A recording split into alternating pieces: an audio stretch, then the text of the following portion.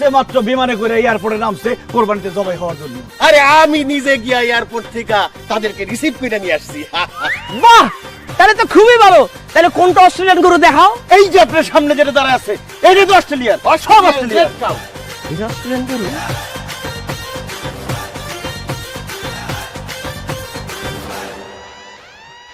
ধর্মিয়া, এটা তো আসলিয়ার গরু। জামাই ভুল বলছে। আসেন আমার সাথে আসেন। এই যে অস্ট্রেলিয়ার গরু। এই তো ভুলে গেছে, এইটা অস্ট্রেলিয়ার গরু, অস্ট্রেলিয়ার রেড কাউ।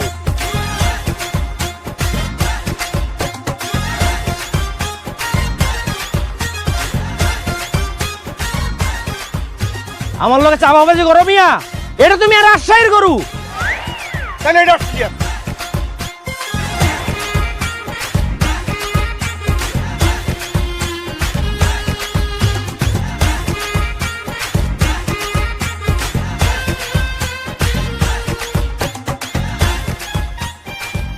তোমরা কি আমার বোকা পাইছো মিয়া? এটা তো নোয়াখালীর গরু। আচ্ছা ভাই, আপনি আমার একটা কথা বলতো, গরুর পিছনে গিয়ে লেজের সামনে গিয়ে আপনি এমন এমন করে বুঝে ফেলালেন কোনটা আসলিয়ার, কোনটা রাজশাহীর, কোনটা নোয়াখালীর, ঘটনাটা কি? আমি গরুর পাছাটা ঠিকঠাক মতো দেখলেই কইতে পারে এটা কোন এলাকার গরু। ও তাই নাকি? আপনি গরুর পাছা দেখলেই বুঝতে পারেন কোন এলাকার? তাইলে আমার পাছাটা দেন, দেখে কোন তো আমি কোন এলাকার।